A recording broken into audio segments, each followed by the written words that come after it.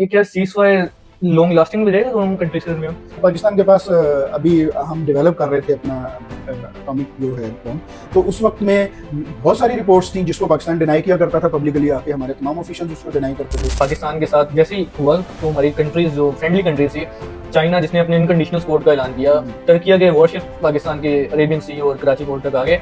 उसके अलावा ईरान ने डिप्लोमेटिकली पाकिस्तान का साथ देने का कहा। उसके अलावा अजरबैजान उसने डिप्लोमेटिकली पाकिस्तान का साथ देने के लिए कहा। लेकिन इस सारी सिचुएशन में आपको कोई इंडिया के साथ भी खड़ा हुआ नजर आया? इंडिया ने ये जो कुछ भी किया है ना, उसने इसमें इसको टेस्ट कर लिया है कि अगर वो चाइनीज टेक्नोलॉजी है पाकिस्तान के पास, तो पाकिस्तान के साथ वो नहीं लड़ पाएगा।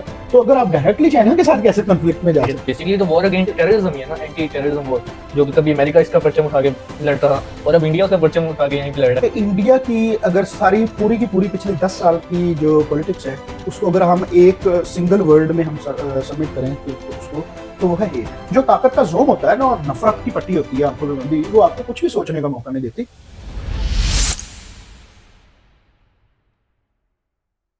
अस्सलाम वालेकुम, मैं अली नकी। व्यूअर्स, इंडिया और पाकिस्तान के दरमियान जो वॉर जारी थी और अब जो सीज़ फायर हो चुका है, तो इसके बारे में तो आप सब बखूबी जानते हैं। तो आज हमारे साथ एक बहुत ही हमारे मोतबर गेस्ट आए हैं जो पॉलिटिकल एक एनालिस्ट हैं और ये इस वॉर की ऑनगोइंग सिचुएशन को उन्होंने एक एक चीज़ को नोट किया और साउथ एशियन पॉलिटिक्स पे वो बहुत ज़्यादा गौर व फिक्र करते हैं। तो उनसे जानते हैं। जी वाजिद साहब, कैसे हैं आप? जी अल्हम्दुलिल्लाह, ठीक ठाक, बिल्कुल ठीक। अली, आप ठीक हैं? अल्लाह का शुक्र। चलें वाजिद साहब, आप हमें ये बताएं कि सीज़ फायर दोनों ममालिक के दरमियान जैसे कि हमने देखा हो चुका है, लेकिन ये क्या सीज़ फायर लॉन्ग लास्टिंग भी रहेगा दोनों कंट्रीज के दरमियान? इसमें जी मुख्तलिफ किस्म की आरा पाई जाती हैं। तो कुछ एनालिस्ट ये कहते हैं कि ये सीज़ फायर सिर्फ 15 से 20 दिन तक लास्ट करेगा। तो उनकी अपनी इसके बारे में आर्गूमेंट्स हैं। वो कहते हैं क्योंकि जब जब वो इसको देखते हैं, जो ऑनगोइंग सिचुएशन है और वहाँ की जो पॉलिटिकल सिचुएशन है इंडिया की और स्पेशली बीजेपी की, जो उनकी सिचुएशन है, उसको देखते हुए उनका एनालिसिस ये है कि ये ज़्यादा देर लास्ट नहीं करेगा। वो डेफिनेटली कुछ ना कुछ करेंगे जिसका फिर वो इल्ज़ाम पाकिस्तान पे लगाएंगे और उसको जवाब बना के वो फिर डेफिनेटली कोई और हमला करने की कोशिश करेंगे। लेकिन मेरा इसके बारे में एक एनालिसिस ये है कि ये लॉन्ग लास्टिंग है, ये काफ़ी देर तक अभी ये रहेगा सीज़ फायर। उसकी 2-3 वजूहात हैं।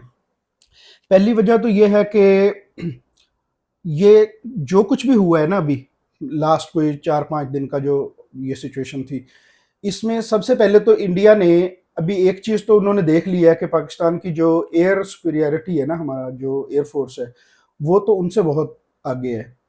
तो दूसरी चीज़ जिसमें जो ये सारे पूरे सिचुएशन को समझने के डिफ्यूज़ करने में और सीज़ फायर तक जाने में एक चीज़ ने जिसने मेन किरदार है जिसका, वो था उनका S-400 का उड़ जाना। तो S-400 को अब देखें, S-400 जो मिसाइल डिफेंस सिस्टम था इंडिया के पास, वो एक रशियन मेड सिस्टम है जो कि बहुत अच्छा, बहुत डेवलप्ड है और इससे पहले ये चाइना ने भी यूज़ किया है। लेकिन उनको शायद इस चीज़ का अंदाज़ा नहीं था कि हमारी एयरफोर्स है वो इसके बारे में बहुत ज़्यादा रिसर्च कर चुकी है और उनके पास इसका तोड़ मौजूद है और डेफिनेटली फिर उन्होंने उसका तोड़ किया भी। तो आप देखें कि एक दिन पहले तक जो सिचुएशन थी वो ये थी कि वो यही कह रहे थे कि जी हम तो अब ये युद्ध करेंगे, हम जंग करेंगे, हम तो नहीं पीछे हटेंगे। लेकिन फिर ऐसा क्या हुआ एक दिन के बाद कि उन्होंने कहा कि नहीं जी, अब हम जंग बंद करने की तरफ आ गए, वो सीज़ फायर की तरफ आ गए। अभी भी वो इसको सीज़ फायर तो नहीं कह रहे, लेकिन उनकी अपनी एक विचारों की चले, हम समझते हैं उनकी प्रॉब्लम क्या है, क्योंकि वहाँ पे जो उन्होंने एक पॉलिटिकल सिनेरियो अपना बनाया हुआ है, अवाम के अंदर हेट इस कदर पैदा कर दी है, अब उसको भी उन्होंने थोड़ा मसाज करना है, समझे। लेकिन जो S-400 का उड़ना था ना, वो इस पूरे सीज़ फायर का मेन किरदार बना, जिसकी वजह से वो उन्होंने देखा कि अब ये क्योंकि उनका मिसाइल डिफेंस सिस्टम ही उड़ गया है और उसके बाद जो फिर पाकिस्तान ने माशाल्लाह जो अल-फतह मिसाइल यूज़ किया, ठीक है, तो उनकी मुख्तलिफ जो एयर बेसिस थी वो उड़ा दी। तो उसके बाद फिर ये हुआ कि ये चीज़ जो सीज़ फायर की तरफ गई। तो वाजिद साहब, आप हमें ज़रा इसके ऊपर भी ज़रा रोशनी डालें कि क्या पाकिस्तान ने उनका डैमेज किया, कि कलेक्टिव डैमेज दोनों तरफ से हुआ? देखिए, जो जंग होती है ना, डैमेज तो दोनों साइड पे होता है, लेकिन इवेंचुअली उसमें देखा जाता है कि जी अपर हैंड किसका है।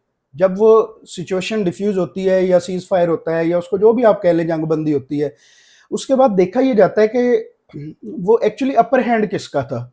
तो अब इस पूरी सिचुएशन में तो अपर हैंड इस वक्त जो नज़र आ रहा है, जो बिल्कुल सामने, जो सिर्फ पाकिस्तानी ही नहीं कह रहे इसमें, क्योंकि हम तो चले पाकिस्तानी हैं तो हम तो डेफिनेटली हर बंदा प्राइड लेने की कोशिश करता है, लेकिन अगर आप जो डिफेंस एनालिस्ट हैं बाहर के, उनको आप देखें, यूरोपियंस हैं स्पेशली, ठीक है ना, वो इस पर खुल के लिख रहे हैं, वो सब यही कह रहे हैं कि ये पाकिस्तान ने अपनी एयर सुपीरियरिटी जो है वो साबित की है इस पूरे मार्के के अंदर, ठीक है। उसमें पहले जो सबसे पहली चीज़ थी वो कि उन्होंने कुछ 70-80s के करीब जो है ना अपनी मुख्तलफ जो एयरक्राफ्ट थे, उनके जेट्स थे, वो लगाए 6th और 7th की नाइट में, ठीक है जी। तो वो मार्का भी पाकिस्तान ने जीता उसमें, अल्हम्दुलिल्लाह। इन्होंने अब जो पाकिस्तान क्लेम कर रहा है वो डेफिनेटली बाहर के लोग भी उसी चीज़ को देखें, जो इंडिपेंडेंट जर्नलिस्ट हैं वो भी क्लेम कर रहे हैं इस चीज़ को, CNN क्लेम कर रहा है, इवन रोटर्स क्लेम कर रहा है कि 3 राफेल तो उनके गिरे हैं, ठीक है जी। अब उनके 3 राफेल का गिरना ही ये एक इटसेल्फ एक बहुत बड़ा इवेंट है, जिसकी वजह से अब वो फिर उसके बाद नेक्स्ट उस चीज़ पे गए कि उन्होंने मिसाइल जो स्ट्राइक्स की पाकिस्तान के ऊपर। तो पाकिस्तान ने फिर भी रेस्ट्रेन शो किया इस सारे मामले के ऊपर, जो फर्स्ट नाइट में जो कुछ भी हुआ उनका नुकसान तो हमने किया डेफिनेटली, ठीक है। उसके बाद उन्होंने वो फिर अगले मोड में चले गए। अगर वो सेटिस्फाइड होते तो वो डेफिनेटली अगले मोड में ना जाते, ये चीज आप ऑब्जर्व करें। इसका मतलब है वो सेटिस्फाइड नहीं थे, उनका नुकसान हुआ तो वो नेक्स्ट मोड में चले गए, उन्होंने मिसाइल स्ट्राइक्स कर दी। अब वो मिसाइल स्ट्राइक्स भी उन्होंने कोई पाकिस्तान के 2-3 की पॉइंट्स थे जिनके ऊपर की, लेकिन वो अल्हम्दुलिल्लाह हमारा जो मिसाइल डिफेंस सिस्टम था वो इंटैक्ट था, ठीक है। तो को माइनर नुकसान पहुंचा 1-2 जगह पे। तो डेफिनेटली वो तो होता ही होता है, जब आप देखें इन वॉर हैं तो फिर वो नुकसान दोनों साइड पे होता है। लेकिन जो हमने किया, हमने उनका बहुत ज्यादा नुकसान कर दिया, जो कि उनके वहमो गुमान में भी नहीं था कि इतना कर देंगे ये, ठीक लेकिन है ना। वो तो यही क्लेम कर रहे हैं कि हमने उनका HQ-9 जो Pakistani Chinese basic defence system है लाहौर में जो इंस्टॉल्ड है, वो कहते हैं हमने उसको तबाह किया है। उसके बाद नूर खान एयर बेस के बहुत बड़े हिस्से उन्होंने तबाह किया, और भी काफी पाकिस्तान के छोटी नहीं, मोटी बेसिस एच उन्होंने क्यू एयर बेसिस। नाइन का तो देखें, HQ-9 का उनका क्लेम तो फॉल्स है, बाकी नूर खान एयरबेस पे डेफिनेटली मिसाइल गिरा है। और अब आप उसमें ये नहीं कह सकते कि कोई वो नूर खान एयरबेस को पूरे को उड़ा दी, ऐसी बात नहीं होती। वो उसमें कोई माइनर नुकसान जरूर हुआ है। इवन जो लाहौर में भी जो मिसाइल इनका की है स्ट्राइक, उसमें भी थोड़ा बहुत नुकसान तो होता ही होता है ना डेफिनेटली। लेकिन हमारी जो बेसिकली चीज़ें ये देखी जाती हैं, जो एयरबेस होती है उस पर ये चीज़ देखनी होती है कि हमारे फ्लाइंग ऑब्जेक्ट्स सारे ठीक है, मतलब वो रेडी हालत में है, उसकी कोई हमें कोई परेशानी नहीं है उस चीज़ की। उसकी क्योंकि पाकिस्तान ने वेरी नेक्स्ट डे उस चीज़ का सबूत भी दे दिया ना, कि उन्होंने एक भरपूर किस्म की मिसाइल स्ट्राइक की है। लेकिन उससे पहले, मिसाइल स्ट्राइक से पहले, हमने JF-17 थंडर यूज़ किए हैं, जो कि उनकी एयरबेस को उड़ा के आए हैं, जहाँ पे उनका S-400 जो मिसाइल डिफेंस सिस्टम था उसको उड़ाया है उन्होंने, ठीक है। और उसमें जो चाइनीज़ CM-400 जो मिसाइल्स हैं वो यूज़ किए हैं। जो देखें, ये बड़ा लिथल कॉम्बिनेशन था। JF-17 जो कि मल्टी रोल एक वो है, कॉम्बैट फाइटर जेट है, उसमें आप CM-400 अगर आप यूज़ करते हैं तो वो एक बहुत लिथल कॉम्बिनेशन है। और 400 को, S-400 बेसिकली इन तमाम चीज़ों को जो है काउंटर करने के लिए ही बना है, ठीक है। लेकिन उसको उड़ाना ही तो इटसेल्फ एक बहुत बड़ा मार्का है, एक मौजज़ा है वो। तो जब उनका S-400 जो मिसाइल डिफेंस सिस्टम उड़ गया, तो उसके बाद फिर जितने भी हमारी अल्फता मिसाइल की जो स्ट्राइक्स हुई हैं वो एक्यूरेट, वो तो देखें वो प्रिसीजन गाइडेड मिसाइल होते हैं, तो वो डेफिनेटली वो अपने जो जो उनका हदफ था वो उन्होंने पूरा किया है। तो इस बारे में भी ज़रा बताएं कि ना सिर्फ हमने Asia based missile system S-400 को तबाह किया, बल्कि हमने तो उनकी लाइक फ्रेंच टेक्नोलॉजी को भी हमने बड़ी बुरी तरह तबाह किया, और साथ इसराइली टेक्नोलॉजी को भी तबाह किया। देखिए, ये बेसिकली अब वॉर क्या है, हम इसको अगर समझे कंसेप्ट को, ये टेक्नोलॉजीज की वॉर है। अभी इस वक्त कोई मैन टू मैन कोई कॉम्बैट तो नहीं हो रहा ना। तो ये सब टेक्नो देखें, जो उनके राफेल भी इन्होंने गिराए हैं, तो वो कोई एज सच इस तरह की डॉग फाइट नहीं थी जैसे आज से कोई 20-30 साल पहले जो आमने सामने तैयारे आके तो एक दूसरे से डॉग फाइट करते थे, एक दूसरे को एंगेज करते थे, फिर एक दूसरे पे जो मिसाइल अटैक करते थे। तो ये उस तरह से नहीं थी। ये बेसिकली बियॉन्ड विजुअल रेंज था, यानी कि वो नजर नहीं आ रहे थे, लेकिन वो रडार सिस्टम क्योंकि इनके इतने स्ट्रांग होते हैं, तो ये बेसिकली टेक्नोलॉजी की जंग थी। और रह गई अब जिस तरह से आप कह रहे हैं कि जी हमने उनकी फ्रेंच टेक्नोलॉजी से भी मुकाबला था, बेसिकली ये इस तरह से है कि उसमें फ्रेंच टेक्नोलॉजी भी थी, उसमें इज़राइलियन टेक्नोलॉजीज़ भी थी, उसमें उनकी अपनी जो होम डेवलप्ड हैं, इंडिया की अपनी भी तो टेक्नोलॉजी उसमें शामिल थी। तो हमने उसका जो तोड़ किया हुआ है, देखिए हमारे पास अब चाइना से मिलके हम ये बना रहे हैं जो JF-17 थंडर, इसी तरह से जो लेटेस्ट रडार सिस्टम है, इवन चाइनीज़ जो सैटेलाइट सिस्टम है, बाइडू नेविगेशन सिस्टम है, उसके साथ भी पाकिस्तान को एक्सेस देते हैं वो। तो अल्हम्दुलिल्लाह इसमें देखें, पता क्या है, जब भी कोई वॉर होती है उसमें आपने देखना होता है कि आपके एलाइज कौन है। तो अब इंडिया के डेफिनेटली एलाइज हैं, इंडिया जहाँ से अपना जितना भी ये इक्विपमेंट है ये परचेज करता है, तो डेफिनेटली फिर वो उसको उन चीज़ों तक एक्सेस भी देते हैं, उन टेक्नोलॉजीज तक। लेकिन पाकिस्तान को, क्योंकि पाकिस्तान का अगर देखा जाए मेन एलाई जो है ना, जिस पे पाकिस्तान पिछले 20 साल से भरोसा कर रहा है, तो वो चाइना ही है।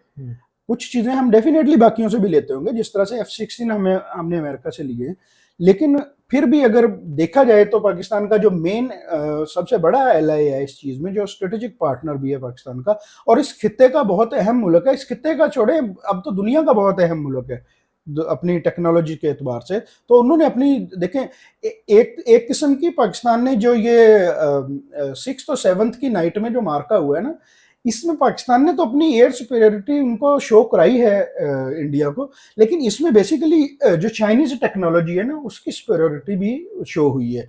तो जिसका चाइना बहुत प्राइड ले रहा है, उन्होंने मेहनत की है इस चीज़ के ऊपर पिछले 20 साल, तो एक चीज़ डेवलप की है।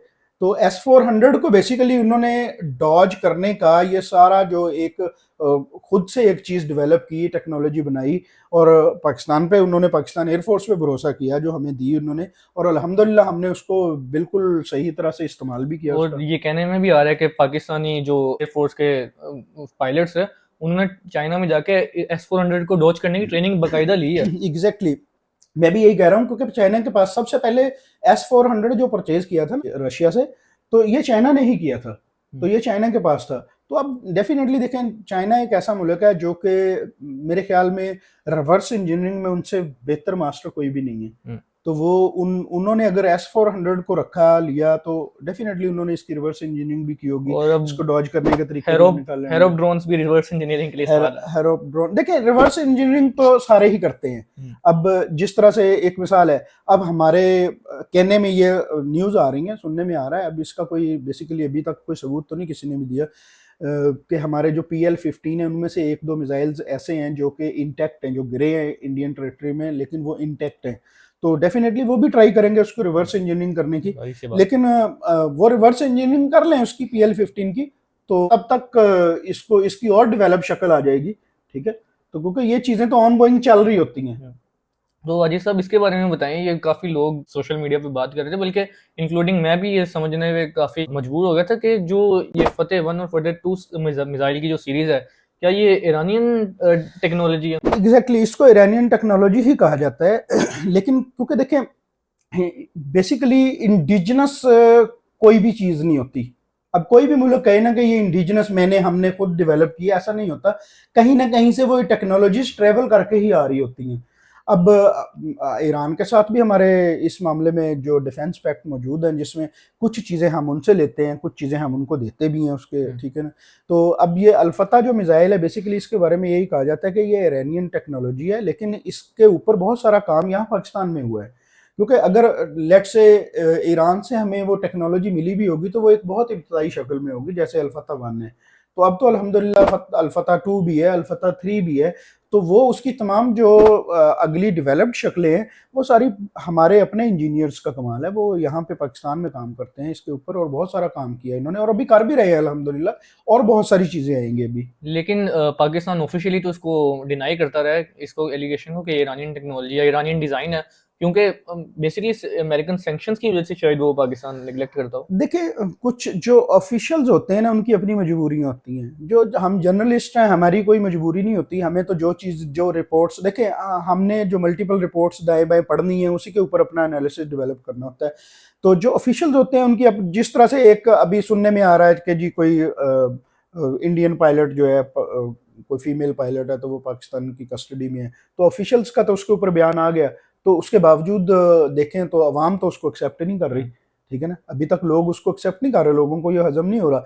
हाँ, लेकिन जो ऑफिशियल है उनकी अपनी मजबूरियां होती हैं, उन्होंने अपने हिसाब से चलना होता है। तो इसी तरह से कोई भी टेक्नोलॉजी है, लेट्स से जब पाकिस्तान के पास अभी हम डेवलप कर रहे थे अपना एटॉमिक जो है बॉम्ब, तो उस वक्त में बहुत सारी रिपोर्ट्स थी जिसको पाकिस्तान डिनाई किया करता था पब्लिकली आके, हमारे तमाम ऑफिशियल्स उसको डिनाई करते थे। बहुत सारी चीजें होती हैं दुनिया में जो कि एक्चुअली हो रही होती हैं, लेकिन ऑफिशियल्स उसको डिनाई कर रहे होते हैं, लेकिन उनकी अपनी मजबूरियां होती हैं। जो चीज़ हो रही होती है, जो जर्नलिस्ट होते हैं वो उसको इंडिपेंडेंटली उस चीज़ को मतलब मुख्तलिफ रिपोर्ट्स को देख के अपना एक एनालिसिस डेवलप करते हैं। तो आई थिंक ये ईरानियन टेक्नोलॉजी ही है, बट ये वो अभी उस अपनी इब्तदाई शेप में नहीं है। इसके ऊपर बहुत सारा काम यहाँ पे हुआ है जो कि हमने हमारे यहाँ पे हमारे इंजीनियर्स का काम है इसके ऊपर। और ये तो चलो बेहतरीन हो गया, अब लोगों की मिसकंसेप्शन दूर हो गई है बेसिकली। और आप इस बारे में ज़रा बताएं कि इससे जो मतलब इतना कुछ हुआ है इस दोनों कंट्रीज़ के दरमियान, तो इससे दोनों कंट्रीज़ की जो आगे फ्यूचर पॉलिटिक्स है, लाइक वहाँ पे भी है और यहाँ पे भी है, तो दोनों उस पर क्या अफेक्ट पड़ेगा? देखें, दो चीज़ें हैं, क्योंकि इंडिया की अगर सारी पूरी की पूरी पिछले 10 साल की जो पॉलिटिक्स है उसको अगर हम एक सिंगल वर्ड में हम सबमिट करें तो उसको, तो वो है hate. Hate against Muslims, hate against Pakistani, hate against non Hindus समझ लें आप, क्योंकि उसमें देखें वो क्रिश्चियंस की तरफ भी उसी तरह लुक डाउन करते हैं, तो मुस्लिम्स के तरफ भी उसी तरह लुक डाउन करते हैं, और पाकिस्तानियों को तो वो देखे आज तक उन्होंने हमें एक्सेप्ट ही नहीं किया ना। पाकिस्तान को दे नेवर एक्सेप्टेड अस कि जी ये एक अलग मुल्क है, सॉवरन कंट्री है, ठीक है। हाँ, इसका मतलब ये पूरा इंडिया का, जब हम कहते हैं हिंदुस्तान, तो इसका मतलब ये सब हिंदुस्तानी नहीं होते, इसमें एक खास एक माइंडसेट है जो इस वक्त लोग बैठे हुए हैं वहाँ पे पावर में, तो स्पेशली बीजेपी और इनका एक आरएसएस का एक खास जो बैकग्राउंड है जिसके तहत ये काम करते हैं, और इनकी एक वही वो फैन फॉलोइंग है, वही उनका वोट बैंक है, जिसको उन्होंने बहुत ज़्यादा हेट के ऊपर जो कि बनाया है पिछले 10 साल 15 साल में, इसके ऊपर उन्होंने मेहनत की है। तो इसको पॉजिटिवली भी वो बना सकते थे, लेकिन उन्होंने ये रास्ता चुना है, क्योंकि अगर पॉजिटिवली देखा जाए तो जब शुरू शुरू में इनको 1 या 2 सीट्स मिली थी, तो उसके बाद इन्होंने जब से ये फिर हेट के ऊपर अपना बिल्डिंग खड़ी करने की कोशिश की अपनी पॉलिटिक्स की, तो इनको देखे ना इन्होंने डोमिनेट किया फिर। तो अब वहां पे उनको सेटिस्फाई करने के लिए अभी तक देखा जाए ना आप, ये किस कदर फेक न्यूज फैलाई जा रही है इंडिया में, सारा कुछ जो भी किया जा रहा है ये अपने उस फैन फॉलोइंग को, अपनी उस वोट बैंक को सेटिस्फाई करने के लिए किया जा रहा है। जबकि पाकिस्तान की ऐसी कोई प्रॉब्लम नहीं है, पाकिस्तान में पाकिस्तानियों की कोई भी जो पॉलिटिक्स है वो हेट के ऊपर नहीं खड़ी हुई, इंडिया के साथ किसी किस्म की कोई हेट नहीं है पाकिस्तानियों को। मेरे ख्याल में अभी इधर आपके हाथ में अगर इंडियन फ्लैग पकड़ के आप बाहर जाएंगे, आई डोंट थिंक कोई भी आपको बुरा कहेगा या कोई आपको, हाँ मायूब थोड़ा सा जरूर समझा जाएगा क्योंकि इस टाइम में जंग का टाइम है। अदरवाइज अगर आप किसी टाइम कोई इंडिया पाकिस्तान का मैच हो तो आप इंडियन फ्लैग लेके ग्राउंड में पहुंच जाए तो कोई भी आपको कुछ नहीं कहेगा। मतलब हमारे में वो हेट नहीं है किसी के खिलाफ भी इस तरह से। हाँ, हमारी पॉलिटिक्स के कुछ और डायनामिक्स हैं, हमारी डायनामिक्स जो हमारी लोकल पॉलिटिक्स है यहाँ की जो पाकिस्तान की, उसमें बेसिकली कोई हेट का एलिमेंट नहीं है सच, क्योंकि हमारा बेसिकली ये था कि हमारे सिविलियन वर्सेस एस्टेब्लिशमेंट एक लंबा चलता रहा सिनेरियो, ठीक है। तो उसमें को 3-4 हमारे मार्शल लॉज भी हैं जो कि हमारे तमाम जो नाजरीन देखने वाले हैं उनको इसका बेहतर पता है, इस चीज़ के बारे में काफ़ी आइडिया है। तो अभी भी इस वक्त भी जो चल रहा है तो ये बेसिकली यही चीज़ है, इसमें कोई हेट एलिमेंट नहीं है। तो ये इस जंग के जीतने से हारने से मेरे ख्याल में पाकिस्तान की पॉलिटिक्स के ऊपर कोई इतना खास असर नहीं पड़ने वाला। हाँ, इंडिया की तरफ काफ़ी ज़्यादा बवेला हो रहा है क्योंकि उनके तो पार्लियामेंट का सेशन भी उन्होंने बुलाया हुआ है और उनकी जो अपोजिशन है वो बहुत ज़्यादा इसके ऊपर शोर मचा रही है, और कहा जा रहा है, यहाँ तक भी कहा जा रहा है कि जी अभी हो सकता है इसके ऊपर मोदी से जो है ना इस्तीफा मांग लिया जाए।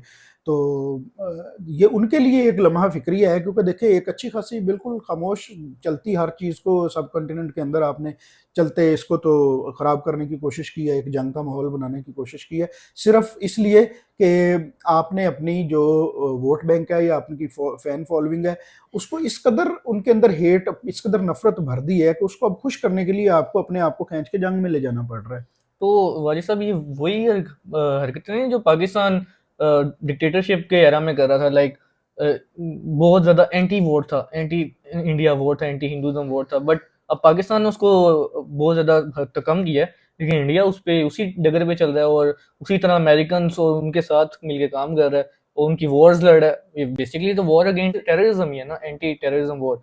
जो कि कभी अमेरिका इसका परचम उठा के लड़ता था और अब इंडिया उसका परचम उठा के यहीं पे लड़ रहा है। तो ये क्या आपको नहीं नहीं, लगता? देखिए मैं इसको थोड़ा सा, जो वॉर अगेंस्ट टेररिज्म है ना, ये बेसिकली इसका आपने ज्यादातर नाम सुना होगा आफ्टर 2001, जब इनका 9/11 हुआ है ना, उसके बाद एकदम से इनको याद आई है वॉर अगेंस्ट टेररिज्म की अमेरिका को। तो वो फिर यहाँ पे अफगानिस्तान में आए, तो फिर वही जो एसेट्स हुआ करते थे इनके एक वक्त में, तो उन्हीं को फिर इन्होंने एज ए एनिमी डील किया। तो उन्हीं में तालिबान थे और बहुत सारी जो अलकायदा थी, तो खैर वो तो अब रेलिवेंट ही नहीं है, मैं नहीं मानता कि अब वो किसी भी तरह से रेलिवेंट है। लेकिन जो अमेरिका, जो ये इंडिया कर रहा है ना, कि इंडिया कहता यही है कि हमको वॉर अगेंस्ट टेररिज्म कर रहे हैं। इंडिया में किस चीज का टेररिज्म हो रहा है? कोई टेररिज्म नहीं हुआ। ये जो कुछ भी हुआ है, ये पहलगाम में भी हुआ है या इससे पहले पुलवामा में भी हुआ है, ये खुद कराते हैं। ये इनकी अपनी इंटेलिजेंस एजेंसियां हैं, जो कि वो सिर्फ कर ही इसलिए रही होती हैं ताकि वो मोदी को जवाब फराहम किया जाए पाकिस्तान के ऊपर अटैक करने का। वरना उसके पास कोई किसी किस्म का कोई जवाब ही नहीं था इस टाइम में, स्पेशली पाकिस्तान के ऊपर अटैक करने का। तो वो पाकिस्तान को अटैक करने का उनको जवाब फराहम करने के लिए वो फॉल्स फ्लैग ऑपरेशन करती हैं इस तरह के। हाँ, अगर लेट्स से कुछ इंडियंस हमारे जो दोस्त हैं वो कहते हैं जी नहीं ये फॉल्स फ्लैग नहीं है, ओके फाइन, चले हम मान लेते हैं ये फॉल्स फ्लैग नहीं है। तो आपने जो कुछ पिछले 10 साल 15 साल में कश्मीर के अंदर किया है, तो ये उसका रिएक्शन नहीं हो सकता। इसमें जरूरी तो नहीं है कि पाकिस्तान इन्वॉल्व, वो स्टेट ऑफ पाकिस्तान किसी सूरत इन्वॉल्व नहीं है इसके अंदर। अगर कोई नॉन स्टेट एक्टर जो है पाकिस्तानी, कोई किसी जगह से इन्वॉल्व है, तो वो कोई स्टेट नहीं है। तो इस तरह से अब बहुत सारे इंडियंस बाहर जाके बहुत कुछ और कर रहे होंगे, कोई कुछ अपनी उनकी एक्टिविटीज होंगी, किसी को कोई सपोर्ट कर रहा होता है, किसी को नहीं कर रहा होता, किसी को आप इखलाकी तौर पर, जैसे पाकिस्तान 25 करोड़ का मुल्क है, इसमें सब कोई एक तरह से नहीं सोचते हम, ठीक है ना।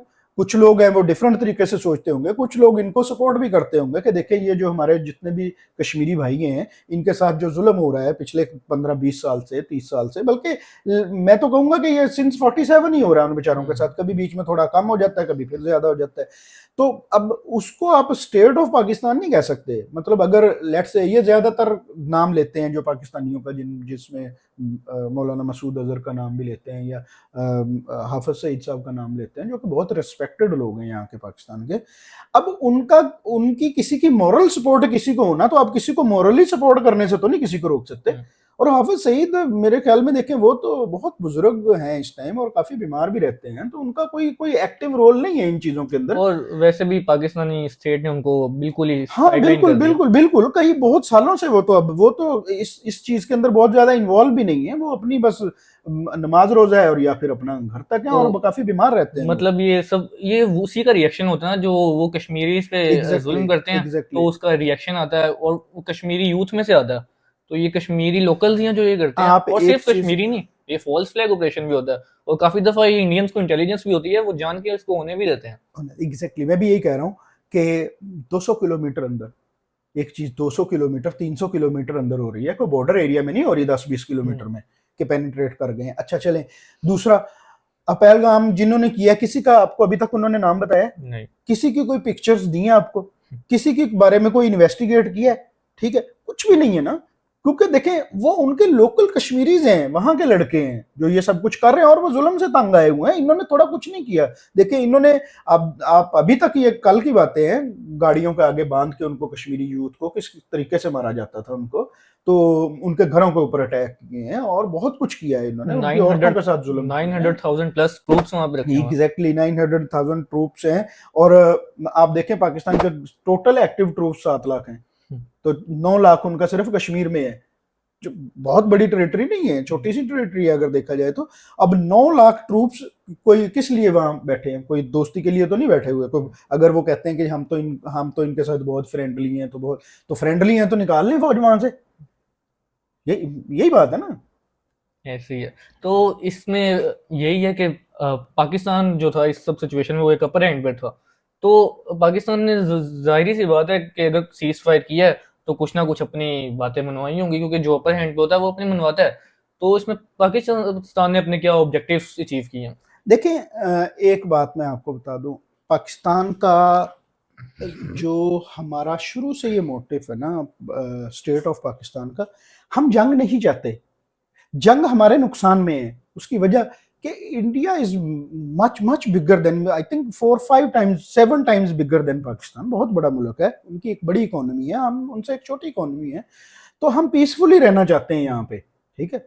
अब हम यहाँ पे अपनी एग्जिस्टेंस को तो नहीं खतरे में डाल सकते, हम सिर्फ रिएक्ट उस वक्त करते हैं, हमारी जितनी भी जो भी हमारा डिफेंस है वो सारे का सारा डिफेंसिव है, एग्रेसिव नहीं है। हम अटैक हमने कभी नहीं किया इंडिया के ऊपर। अभी भी जो पाकिस्तान ने स्ट्राइक्स की हैं ये रिटेलिएटरी स्ट्राइक्स थी, उन्होंने पहल की है, उसके बाद हमने उनको स्ट्राइक किया है। तो पाकिस्तान के हक में जंग नहीं है, हमने कभी भी जंग को सपोर्ट नहीं किया, हमारी स्टेट ने कभी नहीं किया, इवन हमारी स्टैब्लिशमेंट ने कभी भी जंग को सपोर्ट नहीं किया। बहुत सारे लोग तो ये इस गलत फहमी में भी होते हैं कि जहां पे जो स्टैब्लिशमेंट वगैरह डायरेक्ट इन्वॉल्वमेंट होती है जिन मुल्कों में, तो वो जंग को फरोग देते हैं। ऐसा कुछ नहीं है, पाकिस्तान की हमारी स्टैब्लिशमेंट ने कभी भी डायरेक्ट ये ऐसा कुछ नहीं किया कि जिसकी वजह से जंग लग जाए। हाँ देखें, छोटी मोटी जो बॉर्डर पे झड़पे होना वो एक अलग चीज है, वो एलओसी है, वैसे भी वो एक कोई बॉर्डर नहीं है। जो कश्मीर की जो एलओसी है वो उसको हमने कभी बॉर्डर नहीं माना, वो Kashmir is a disputed territory. वो उनके वहां पे लोकल जो कश्मीरी नौजवान है उन्होंने ये उनकी यूथ तंग आई हुई है ना इनसे इस वक्त, देखे ना उनके। आप जस्ट इमेजिन करें, एक छोटी सी जगह पे 9 लाख फौज बैठी हुई है और वो मतलब कितनी की चेकिंग हो रही होगी, किस किस्म के स्कैनर से हर रोज गुजर के वो लोग बेचारे अपने बाहर घरों से मतलब काम पे जाते होंगे, वापस आते होंगे।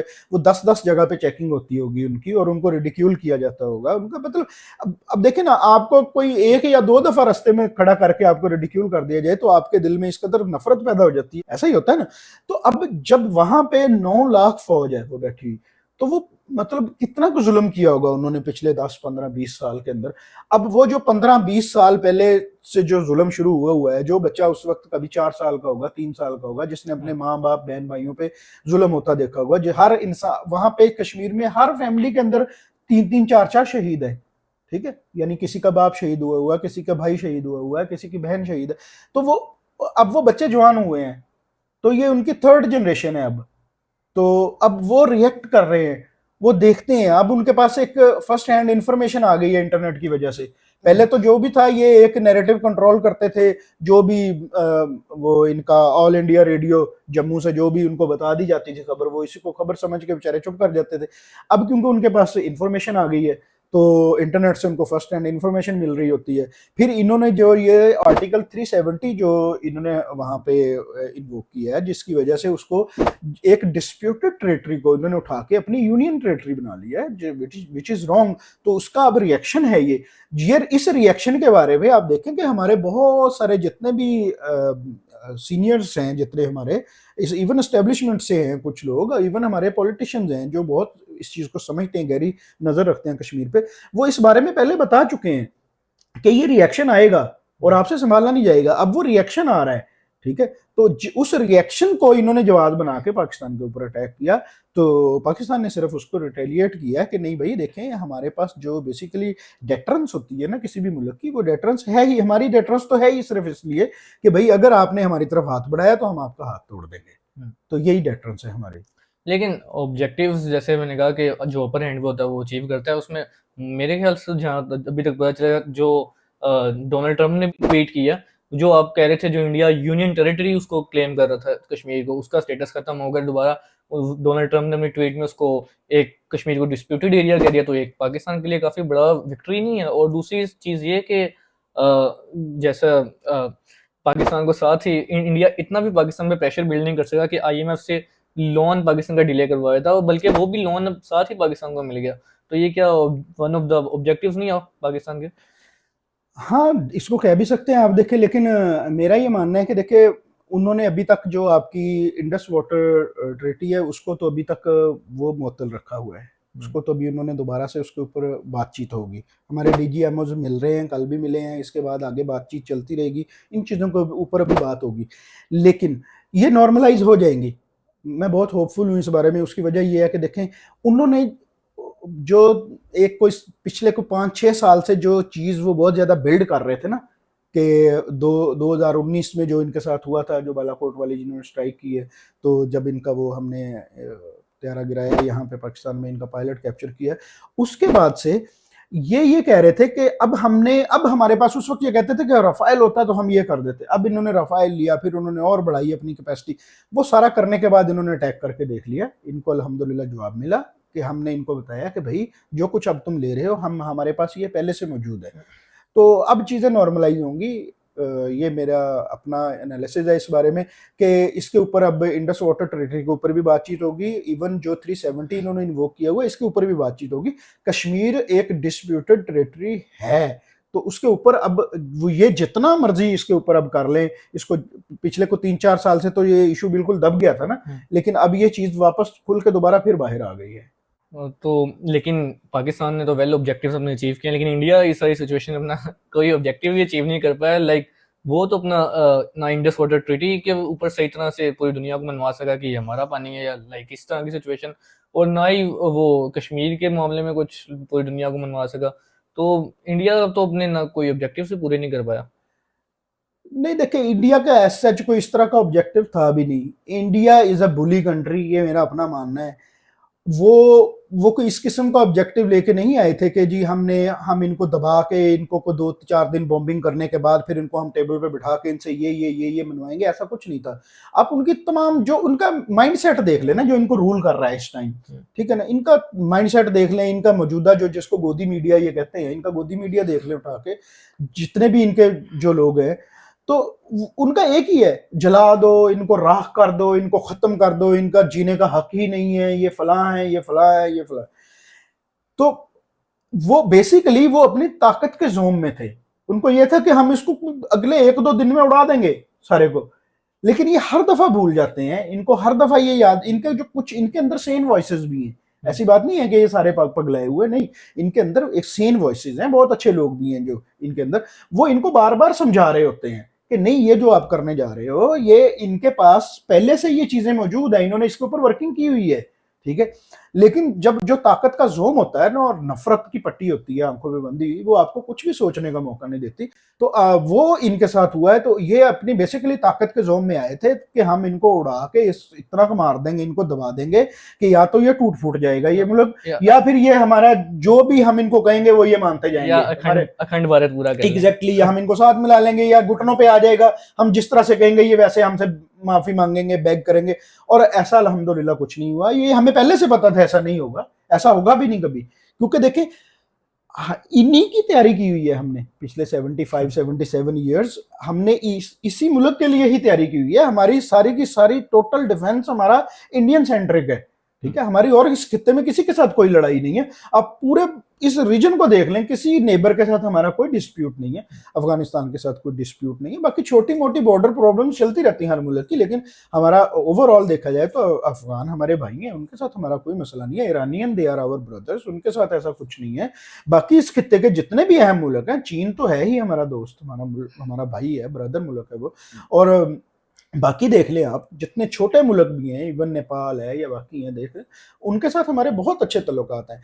आप इंडिया के देख ले, सबसे पहले इसी रीजन के अंदर जिनके बॉर्डर्स लग रहे हैं इंडिया के साथ, किसी एक के साथ उनके अच्छे तल्लुकात नहीं है। ये उनका माइंड सेट है।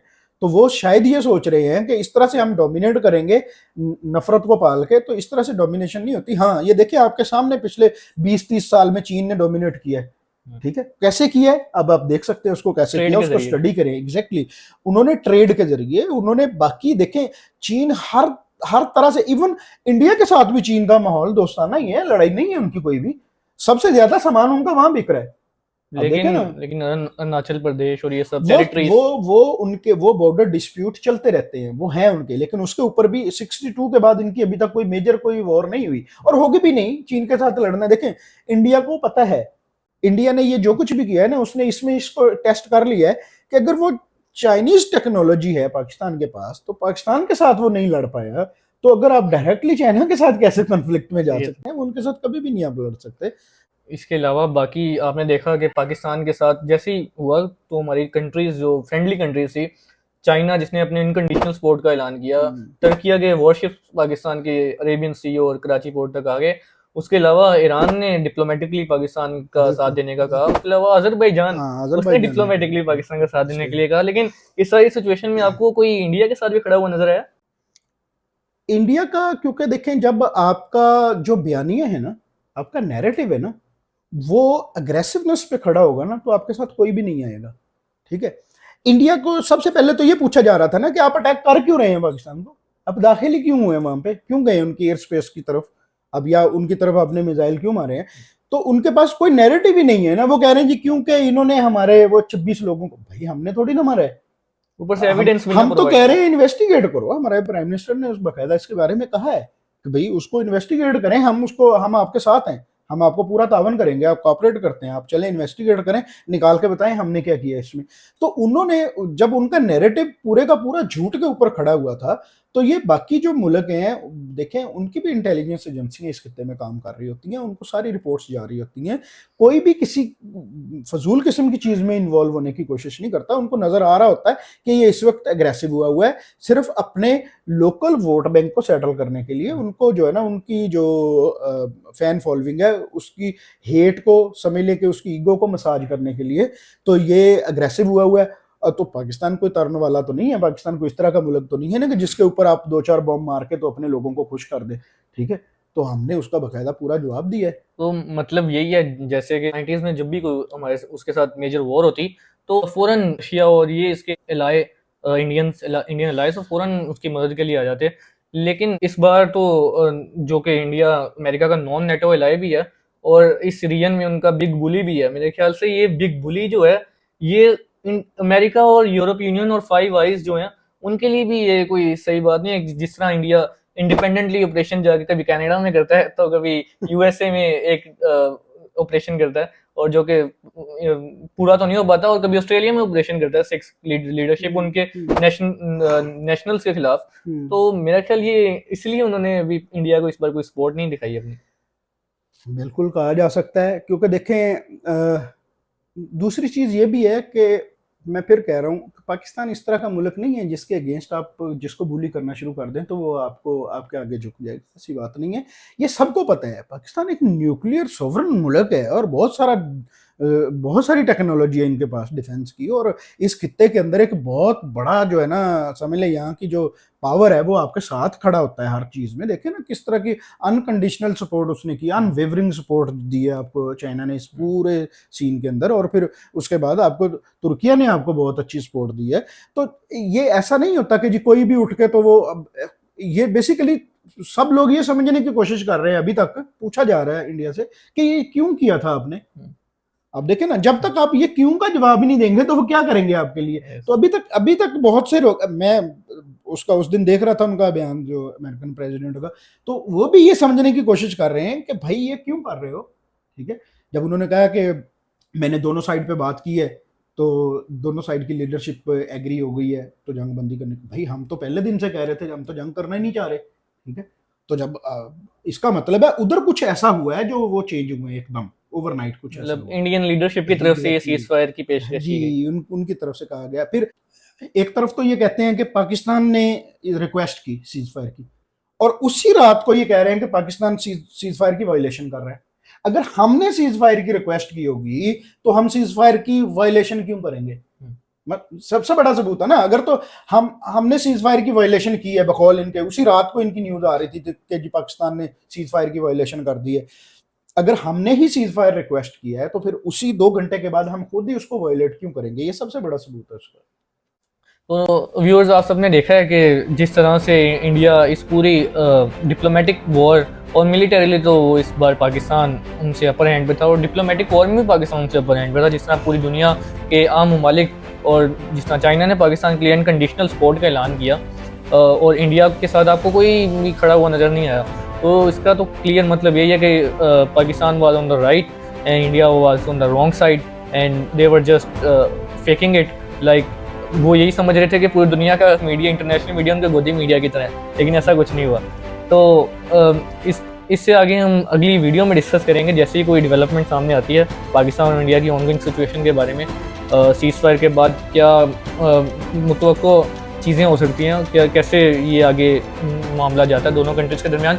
हम तो ऐसे यही तवक्को करेंगे कि दोनों कंट्रीज़ के दरमियान पीस हो और दोनों कंट्रीज़ के दरमियान दोबारा से ट्रेड और स्टूडेंट वीज़ा सब ओपन हो जाए। लेकिन क्या करें, बीच में मोदी साहब की हिंदुत्व रेडिकल आइडियोलॉजी सामने आ जाती है। But we hope for the best, but we same time we also prepared for the worst.